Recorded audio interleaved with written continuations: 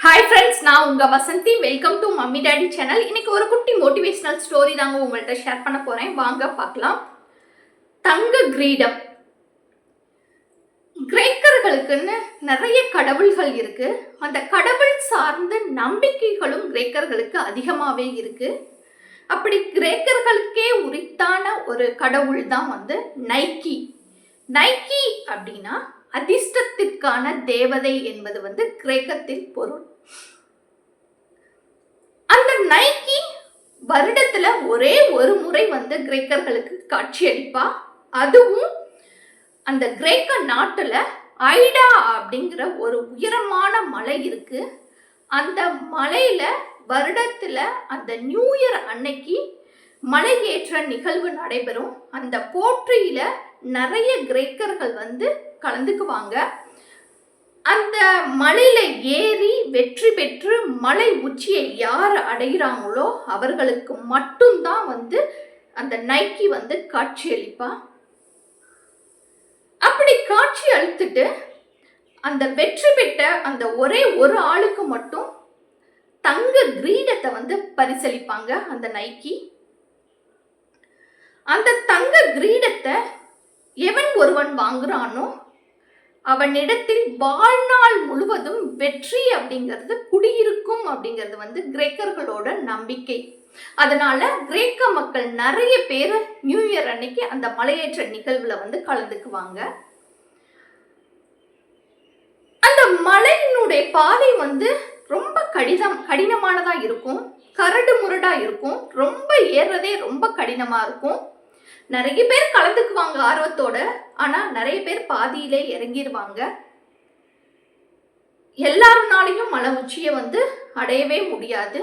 ரொம்ப திறமையும் ரொம்ப கடின உழைப்பும் இருக்கிற ஒரு சிலரால மட்டும்தான் அந்த மலையேற்ற நிகழ்வுல வெற்றி அடைய முடியும். அப்படி இந்த வருடமும் அந்த மலையேற்ற நிகழ்வு நடக்குது. அந்த ஐடா அப்படிங்கிற மலையில நிறைய பேர் கிரேக்க அரசர்களும் மன்னர்களும் பொதுமக்களும் கலந்துக்கிறாங்க.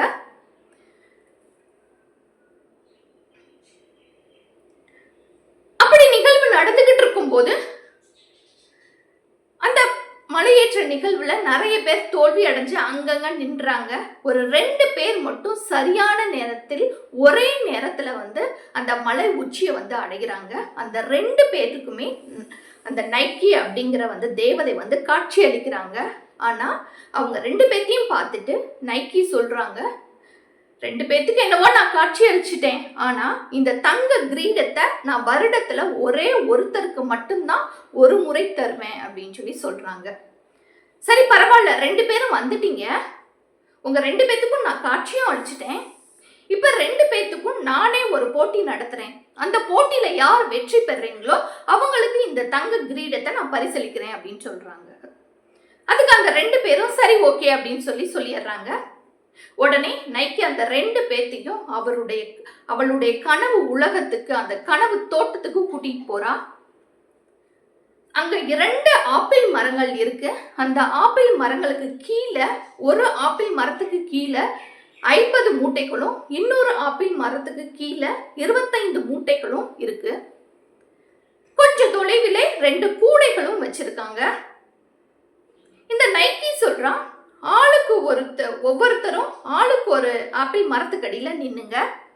இந்த மூட்டைகள் எல்லாத்தையும் அதோ அங்க வச்சிருக்கேன்ல அந்த கூடையில நீங்க நிரப்பணும்.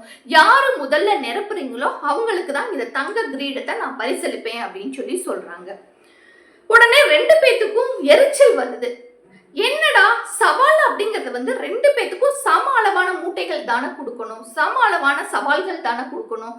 என்ன இந்த நைக்கி இப்படி பண்றாங்க? ஒருத்தருக்கு 50 மூட்டையும் இன்னொருத்தருக்கு 25 மூட்டையும் கொடுக்குறாங்களே, இவங்க பண்றது நியாயமே இல்லையேன்னு சொல்றாங்க.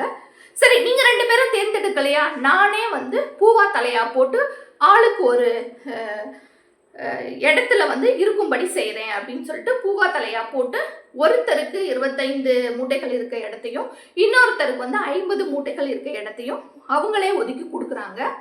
இந்த 50 மூட்டைகளை பெற்ற அந்த நபர் பயங்கரமா கோபப்படுறான் நைக்கி மேல.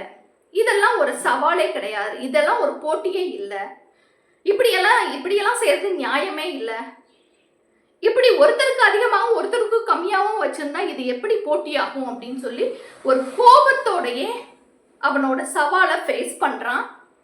2 பேரும் எடுத்து வச்சிடுறாங்க. நைக்கி வந்து பார்த்துக்கிட்டே இருக்காங்க. இந்த 50 மூட்டைகளை வந்து தூக்கி வச்சுக்கிட்டு இருக்கவன் வந்து 40 மூட்டைகள் மட்டும்தான் கடைசி நிமிடம் இருக்கும்போது தூக்கி வைக்க முடிஞ்சிச்சு. ஆனா அந்த 20 மூட்டைகள் இருக்க நபர் வந்து டக்கு டக்கு டக்கு டக்குன்னு தூக்கி வச்சிடறான். நைக்கி சொன்ன கால அவகாசத்துக்குள்ள அவங்க 25 மூட்டைகளையும் அவன் எடுத்து வச்சிடறான். உடனே நைக்கி வந்து அந்த 25 மூட்டைகளை எடுத்து வச்ச அந்த நபருக்கு வந்து அந்த தங்க கிரீடத்தை கொடுத்து வாழ்த்தி வழி அனுப்புறான். இந்த 50 மூட்டைகளை எடுத்து வச்சான்ல அவன் வந்து நைக்கியை பார்த்து கோபத்துல ஒரு கேள்வி கேட்கிறான்.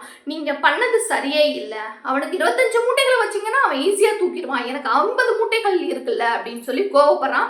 உடனே நைக்கி என்ன சொல்றான், நீ வந்து அந்த 25 மூட்டைகள் இருக்குன்னு சொன்னேல அதுல ஒரு மூட்டையை நீ தூக்கு வந்து அப்படின்னு சொல்லி சொல்றான். உடனே இவனும் கோபத்துல போய் அந்த 20 மூட்டைகள்ல ஒரு மூட்டையை தூக்குறான். அவனால தூக்கவே முடியல, நகர்த்த கூட முடியல. இந்த 50 மூட்டைகள் எடையை விட அது வந்து 2 மடங்கு உள்ள எடையா இருக்கு அந்த ஒரு மூட்டையே. இவன் அப்படியே திகச்சு போய் வெக்கத்துல அப்படியே தலை குனிஞ்சு நிக்கிறான். அப்பதான் நைக்கி சொல்றான், அட முட்டாளே, இந்த ஐடா மலைவே ஏறி வந்துட்ட, அதுதான் இருக்கிறதுலே ரொம்ப கடினமான ஒரு விஷயம். அந்த போட்டியிலேயே நீ ஜெயிச்சு மலை உச்சியை அடைஞ்சிட்ட. ஆனா உன்னோட அறகுற நிலைனால இடை குறைவான அந்த மூட்டைகளை கூட உன்னால தூக்கி வைக்க முடியல. இந்த போட்டியில நீ தோத்து போயிட்ட. உன்னால முழு முயற்சியும் கொடுத்திருந்த அப்படின்னா உன்னோட மூட்டைகள் 50 மூட்டைகளையும் இந்த 25 மூட்டைகள் தூக்கி வைக்க உள்ளாட்டியுமே நீ தூக்கி வச்சிருந்திருக்க முடியும். நீ எங்க தவறு செஞ்ச அப்படின்னா எப்பவுமே வந்து அரைகுறை மனதோட உன்னோட முழு முயற்சியும் கொடுக்காம ஒரு வேலையை நீ செஞ்ச.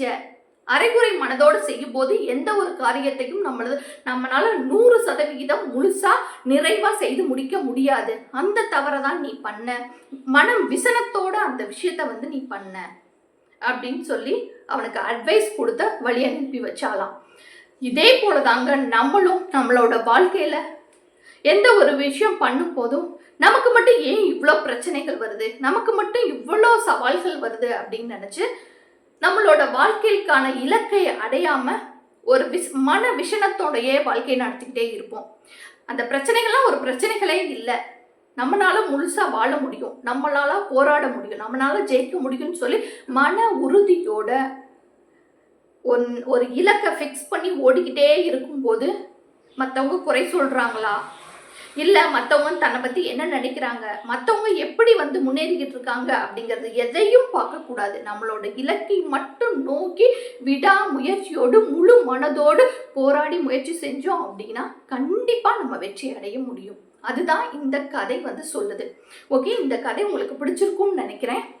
ஒரு விஷயங்க, நம்ம எப்போவுமே 1000 உதவிகள் நிறைய பேத்துக்கு செஞ்சாலும் 1001வது உதவி வந்து ஏதோ ஒரு சூழ்நிலையால நம்மளால செய்ய முடியல அப்படின்னா குறை கூறுகிற உலகம்தான் இது.